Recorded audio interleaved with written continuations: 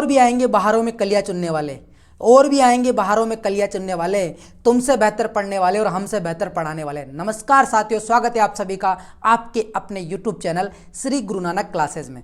दोस्तों लेकर आया हूं मैं आपके लिए धातु एवं अधातु एवं उसके यौगिक से संबंधित महत्वपूर्ण प्रश्न जो किसी न किसी प्रीवियस एग्जाम में पूछे गए हैं। तो दोस्तों इन प्रश्नों को मैं आपको इनका उत्तर भी बताऊंगा और इनके ऑप्शन में जो दे रखा है उनका मीन भी बताऊंगा और किस तरीके से ऑप्शन में से सही आंसर ढूंढा जाता है ये भी मैं आपको बताने वाला हूं। अगर आप मेरे इस चैनल पर नए हो तो इसे सब्सक्राइब जरूर कर लेना और अपने दोस्तों के साथ शेयर जरूर करना। अगर आपको ये अच्छा लगे तो इसे लाइक जरूर करना। तो दोस्तों बिना समय गवाए मैं आपको महत्वपूर्ण प्रश्न बताने वाला हूं। पहला प्रश्न आपके सामने है कि कौन सी धातु मुक्त अवस्था में पाई जाती है। दोस्तों सबसे पहले आप पढ़ेंगे क्वेश्चन को बहुत अच्छे तरीके से कि कौन सी धातु, आपसे पूछा है धातु, क्या पूछा है आपसे, धातु मुक्त अवस्था में पाए जाने वाले का मतलब है कि जो किसी के साथ में जल्दी से अभिक्रिया नहीं करता हो, जल्दी से अभिक्रिया नहीं करता उसे बोलते हैं अपन मुक्त अवस्था। तो यहाँ पे ऑप्शन में सबसे पहले अपन देखेंगे तांबा, लोहा, जस्ता, सीसा। तो मुक्त अवस्था में देखिए ऐसे तो ये सारे ऑप्शन दे रखे हैं, तो आपको इसके लिए सक्रियता श्रेणी आनी चाहिए। क्या आनी चाहिए? सक्रियता श्रेणी। तो दोस्तों सक्रियता श्रेणी की एक मैंने ट्रिक डाल रखी है, वो आप वहाँ पे भी देख सकते हो और मैं आपको यहाँ पे बता देता हूँ। कन का मांगे, कन का मांगे, कन का मांगे आलू, जन फे पबकू, जन फे पबकू। तो कन का मांगे आलू, जन फे पबकू, HG। दोस्तों देखिए क्या है, देखो अगर आपको सक्रियता श्रेणी नहीं आती तो आप इसका सही आंसर नहीं दे पाओगे। देखो मैं आपको एक ऐसी ट्रिक बता रहा हूं जिससे आप इस प्रश्न से क्या आप इससे संबंधित और भी प्रश्न कर सकते हो बहुत ही आसान तरीके से। देखिए कैसे, कन का मांगे आलू, मैं यहाँ पे लिख रहा हूँ कनका का मतलब है, सबसे पहले शुरुआत करेंगे क न का मांगे आलू, जन फे पब कु, HG, AU। दोस्तों ये मैंने धातुओं के सभी के क्या लिखे हैं, प्रतीक चिन्ह लिखे हैं और ये ट्रिक है। अगर आपको पूरी ट्रिक देखनी है सही तरीके से तो आप मेरे शॉर्ट वीडियो में जाके जरूर देखें। तो यहाँ पे अपन देखेंगे ये जो क्रम है ना, ये क्रम जो है वो धातुओं की क्रियाशीलता का घटता क्रम है। यानी सबसे कम क्रियाशील जो धातु होती है दोस्तों, सबसे कम क्रियाशील जो धातु होती है वो होती है सोना। कौन सी होती है? सोना होती है। यानी सोना जो धातु है वो कभी किसी से क्रिया नहीं करती, इसीलिए तो इसके आभूषण बना के अपन रख देते हैं कि ये खराब नहीं होंगे, जंग नहीं लगते इनके ऊपर और इनकी जो कीमत है उतनी की उतनी बनी रह जाती है। तो सोना जो होता है सबसे कम क्रियाशील होता है। सबसे अधिक क्रियाशील जो होता है वो होता है पोटेशियम और सोडियम। पोटेशियम और सोडियम ऐसी धातु हैं अगर आप इसको बाहर खुला छोड़ दोगे तो ये तुरंत अभिक्रिया करके विस्फोट हो जाएंगे। तो इसलिए आपको मैं याद करवा देता हूँ नाक, अगर मैं उल्टा बोलूँ नाक, क्या बोल रहा हूँ दोस्तों? नाक। तो नाक मतलब है सोडियम और पोटेशियम ऐसी धातु हैं जो सबसे अधिक क्रियाशील धातुएं होती है।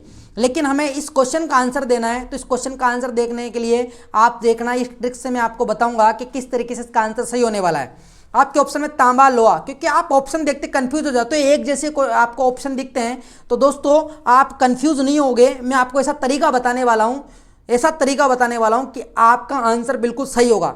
देखिए तांबा, लोहा, जस्ता, सीसा दिया हुआ है, ठीक है, दिया हुआ है यहाँ पे। जस्ते का कोई रोल नहीं है यहाँ पे, तो जस्ता तो इस ऑप्शन में आने वाला ही नहीं है, ठीक है। इसके बाद सॉरी सीसा नहीं आने वाला, जस्ता देखेंगे अपन इस ट्रिक के अंदर। जस्ता यहाँ आ रहा है, लोहा कहाँ, ये रहा लोहा, और तांबा मतलब होता है कॉपर, कॉपर कहाँ है? यहाँ। तो बताओ मुक्त अवस्था में पाए जाने वाली का मतलब है जो जल्दी से किसी से क्रिया नहीं करे।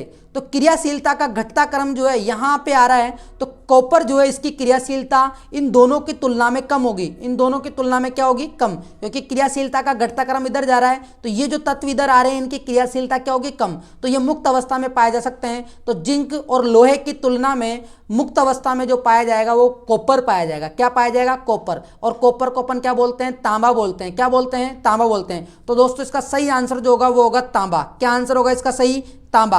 आपको ये ट्रिक अगर पसंद आई है तो इसे लाइक जरूर करें दोस्तों। नेक्स्ट क्वेश्चन की ओर बढ़ते हैं, ये भी मैं आपको बहुत अच्छे तरीके से समझाने वाला हूं। देखिए मोती, क्या लिखा हुआ है? मोती मुख्य रूप से किसका बना होता है? मोती देखिए सफेद कलर का होता है, मोती सफेद कलर का होता है, अंडे का कवच सफेद कलर का होता है, संगमरमर सफेद कलर की होती है। यानी जितनी भी सफेद दिखने वाली वस्तुएं होती हैं वो सब कैल्शियम कार्बोनेट से मिलकर बनी होती है दोस्तों। किससे बनी होती है? कैल्शियम कार्बोनेट से मिलकर बनी होती है। तो ध्यान रखना, अगर आपसे अंडे का कवच पूछे या फिर आपसे मोती पूछे, संगमरमर पूछे, तो उन सभी का आंसर क्या होगा? कैल्शियम कार्बोनेट होगा। इसका सही आंसर कैल्शियम कार्बोनेट होने वाला है। नेक्स्ट क्वेश्चन है, बॉक्साइट अयस्क है किसका?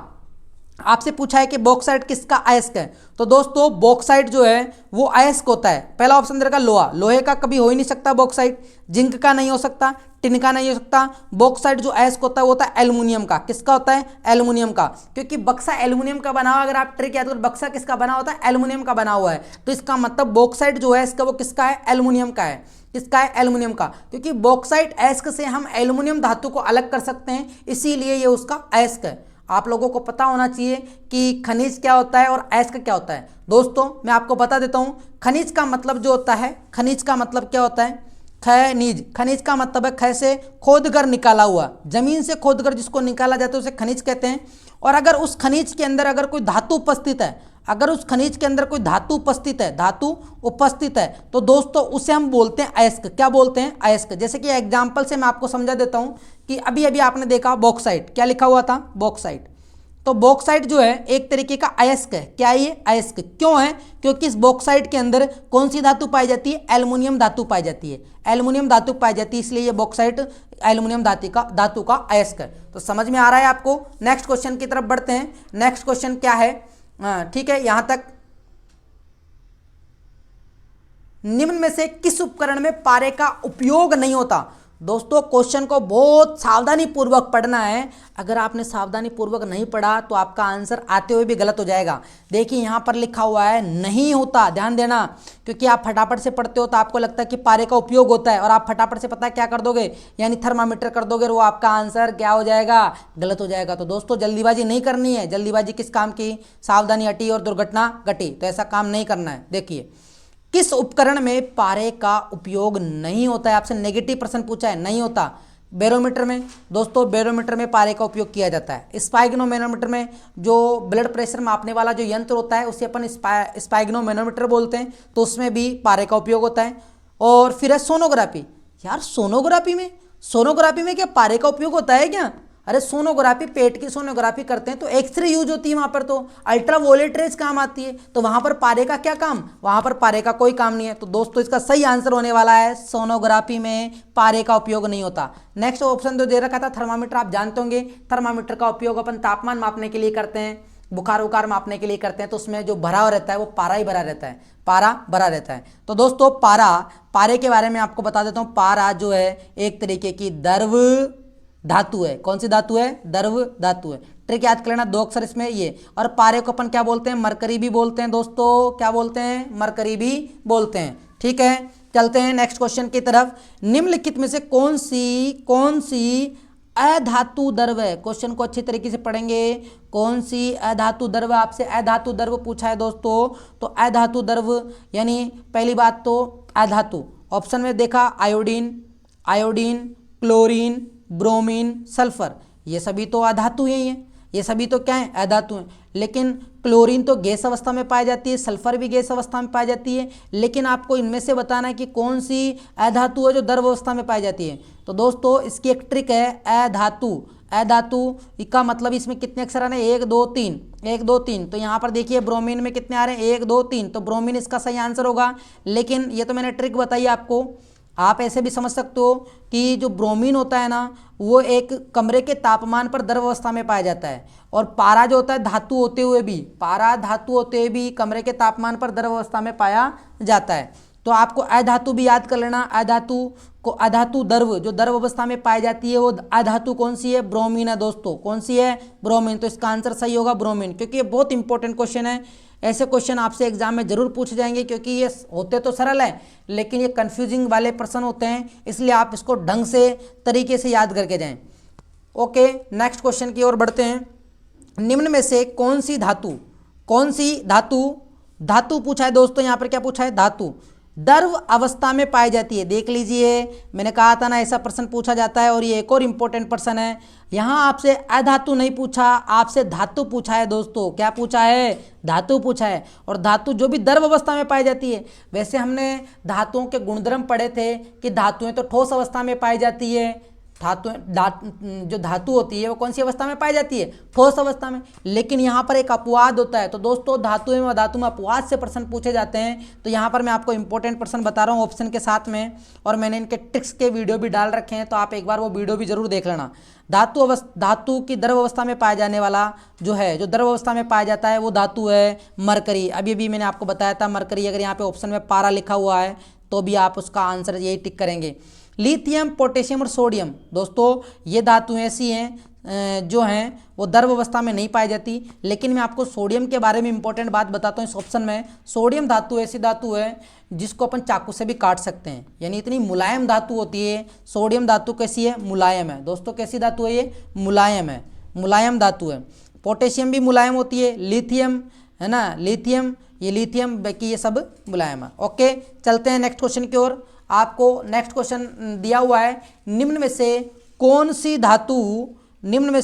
सी धातु सबसे ज़्यादा अभिक्रियाशील है? दोस्तों अभी मैंने आपको बताया था क्रियाशीलता का घटता क्रम।